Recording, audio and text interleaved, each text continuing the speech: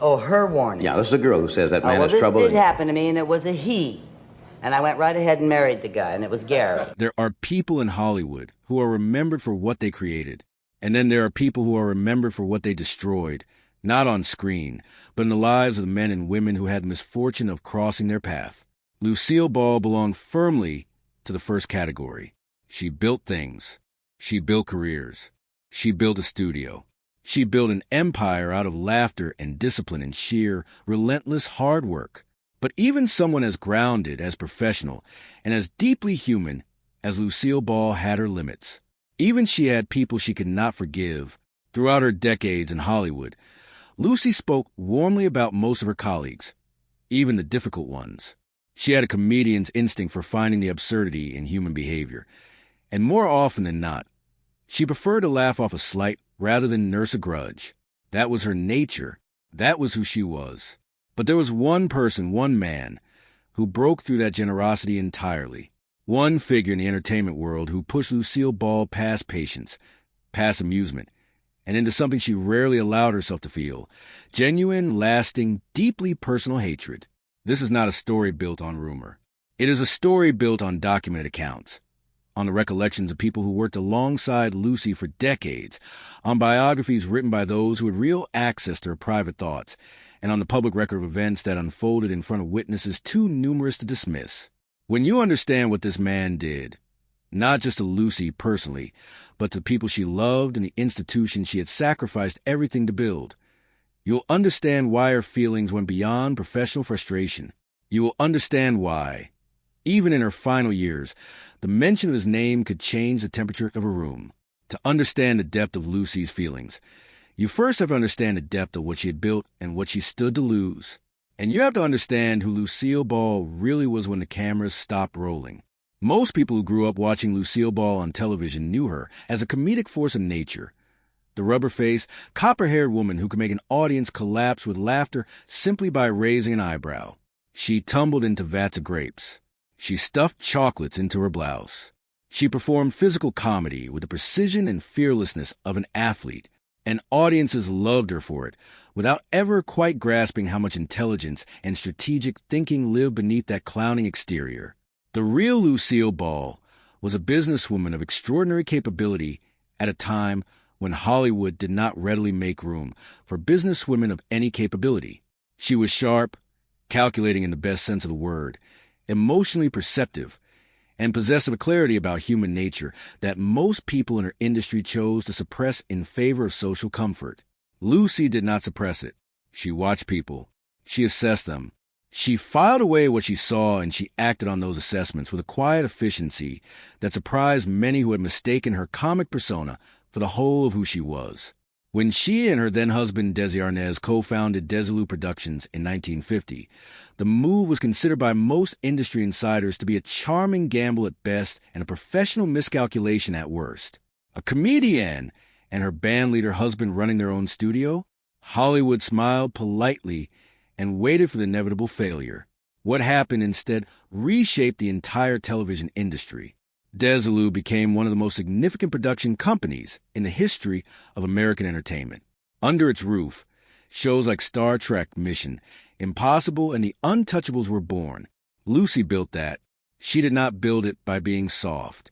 She built it by being relentless, by demanding excellence from herself first, and then from everyone around her, and by maintaining an almost sacred respect for craft of performance and the dignity of the people who supported that craft. Crew members adored her. Directors trusted her. Writers felt genuinely seen and valued on her sets in a way that was rare in that era and remains rare today. She remembered names.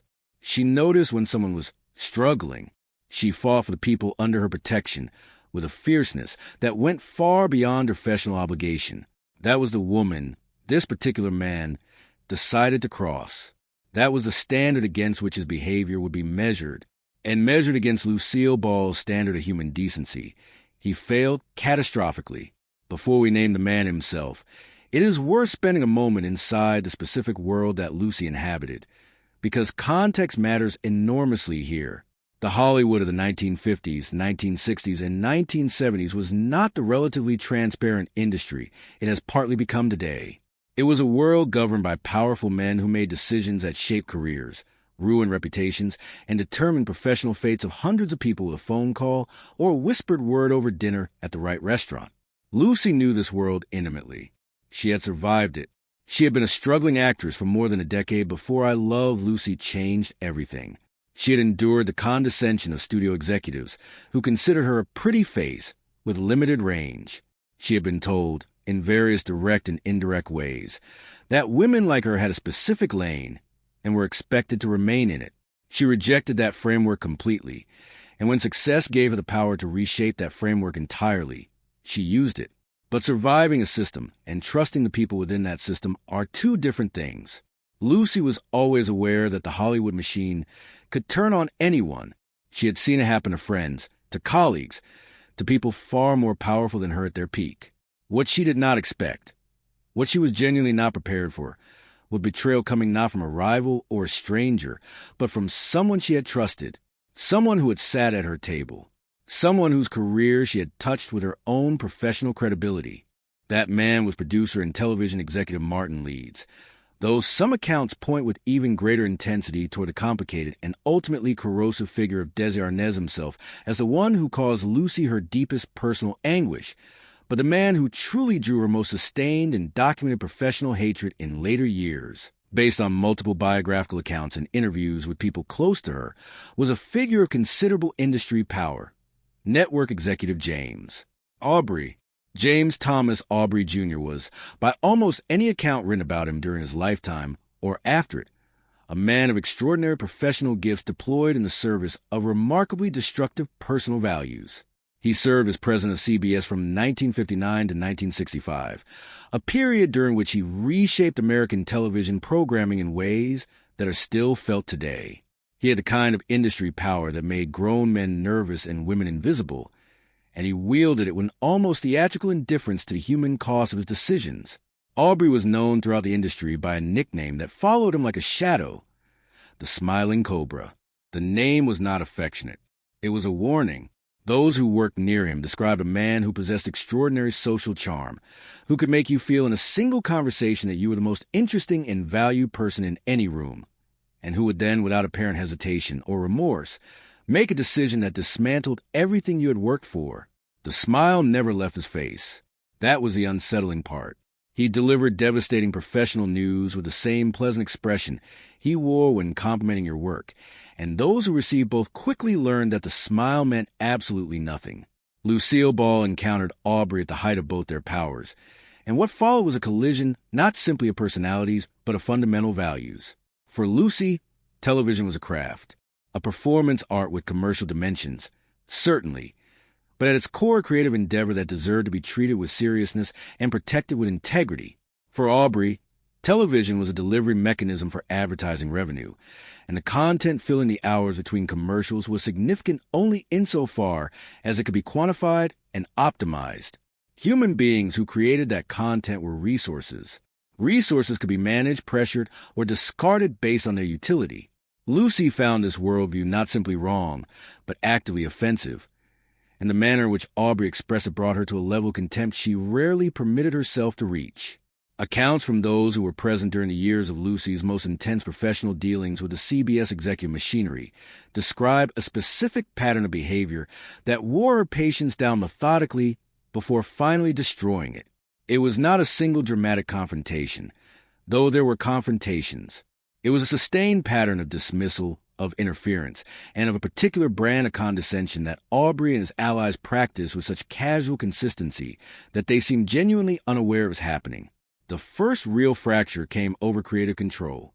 During the peak years of Desilu Productions' relationship with CBS, there was an ongoing tension between the network's desire to dictate content and Lucy's absolute refusal to surrender the creative independence she had fought to establish.